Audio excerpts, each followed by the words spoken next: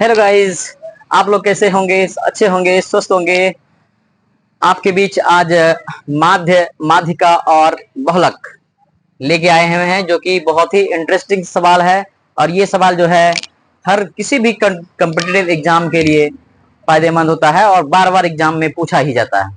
इसलिए हम इस छोटे से टॉपिक को लेकर यहाँ पर आए हुए हैं, ताकि ये कंसेप्ट आपका क्लियर हो सके। ठीक है, तो आज हम सबसे पहले चर्चा करते हैं माध्य के बारे में। कुछ आंकड़ा इस तरह से दिया हुआ है। ठीक है, ये आंकड़ा जो है आपको दिया हुआ है, और इस आंकड़े का हमको माध्य अगर निकालना है तो माध्य बराबर क्या सूत्र होता है? माध्य बराबर होता है टोटल संख्या जितना है सबको क्या करेंगे? ऐड कर देंगे। क्या करेंगे? ऐड कर देंगे। जैसे 2 जोड़ 3 जोड़ 4 जोड़ 5 जोड़ 8 जोड़ 3 जोड़ 6 जोड़ 3, इस तरह से दे दिया। सबको क्या करेंगे? जितना टोटल संख्या है उसको जोड़ देंगे। और संख्या है कितना? 1 2 3 4 5 6 7 8। टोटल कितना संख्या हो गया? 8 हो गया। अगर टोटल संख्या 8 हो जाता है तो इससे हम क्या करेंगे? 8 से भाग दे देंगे।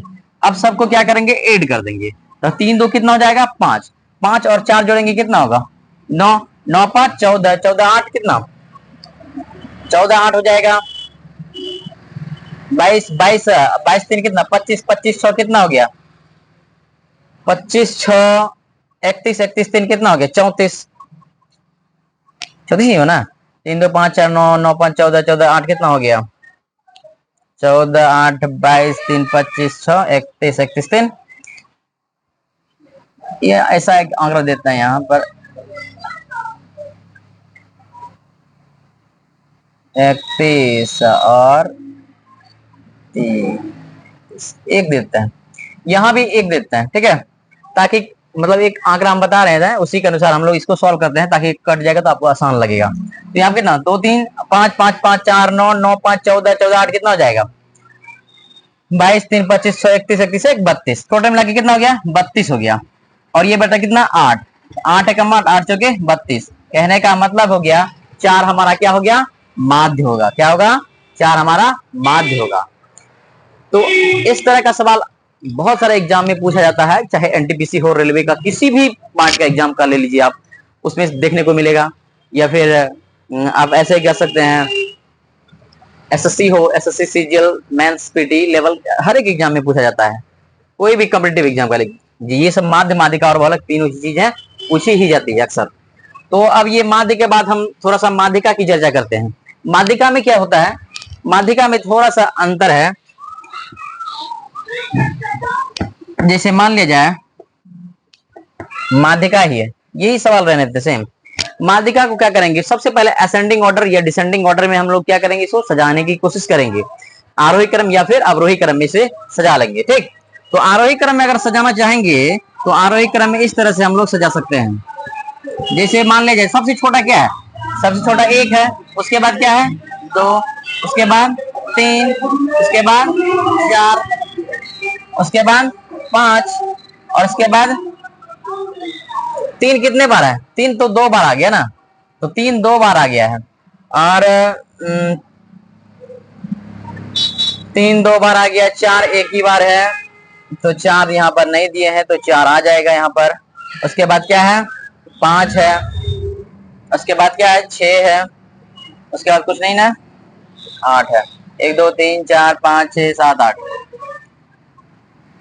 इसका मतलब बैलेंस हो गया। कहने का मतलब हो गया कि आरोही क्रम में हम सजा लेंगे, और इसका अगर माध्यक निकालेंगे या फिर माध्यिका निकालेंगे, तो माध्यिका जो निकालने का है शानदार ट्रिक और स्ट्रिक। देखिए सबसे पहले क्या करेंगे? टोटल मिला के तो ये 8 है, तो 4 इधर से गिनिए। 1 2 3 4 इधर हो गया, और 4 इधर से गिन लिया जाए। 1 2 3 4। इसका मतलब ये दोनों बीच में आ रहा है, आ रहा है ना? अगर इन दोनों बीच में आ रहा है तो 3 और 4 को क्या करेंगे? ऐड कर देंगे, और 2 से क्या करेंगे? भाग दे देंगे।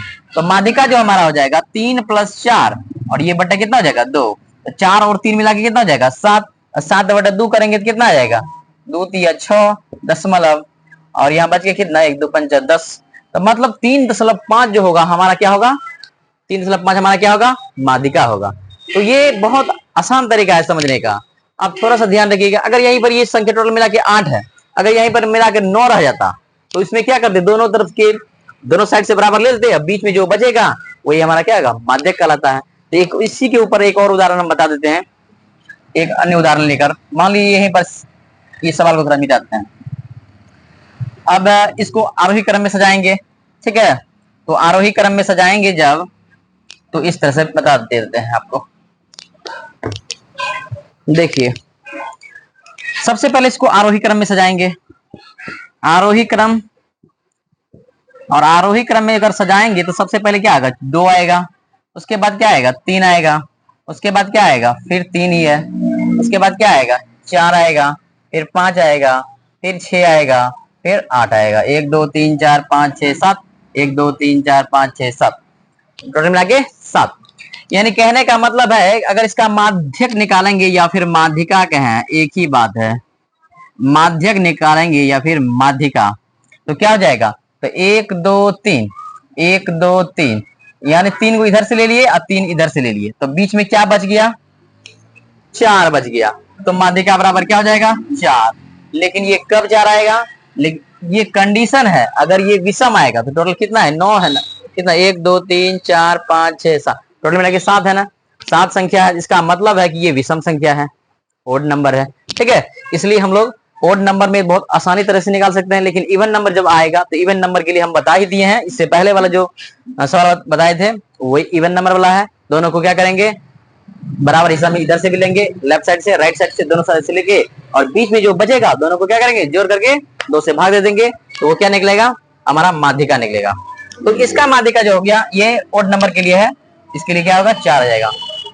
अब चलते हैं दरअसल बहुलक के ऊपर, इस सवाल को मिटाते हैं। यहां तक किसी को दिक्कत नहीं ना,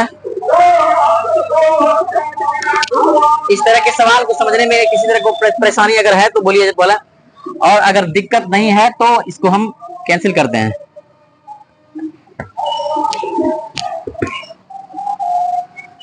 सवाल मेरा यही रहेगा, थोड़ा सा चेंज करते हैं, थोड़ा सवाल ही बदल देते हैं इसका बहुलक निकालने के लिए। सवाल है,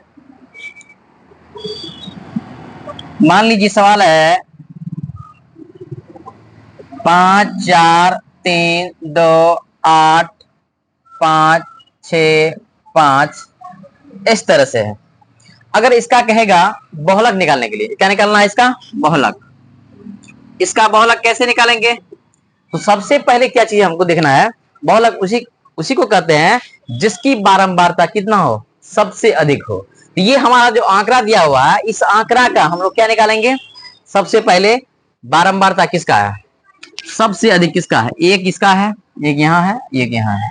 तो कहने का मतलब 5 की जो बारंबारता दिख रहा है सबसे अधिक, और कोई संख्या रिपीट हो रहा है, 4 नहीं है, 4 एक ही बार हो रहा है, 3 क्या एक ही बार रिपीट हो रहा है, 2 कितना एक ही बार, 8 कितना एक ही बार।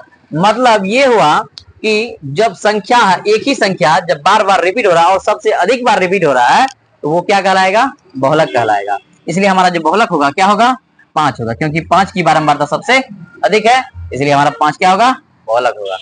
तो आपको ये वीडियो कैसा लगा, अगर अच्छा लग रहा है तो आप लोग जरूर शेयर कीजिएगा, लाइक कीजिएगा और सब्सक्राइब कीजिएगा।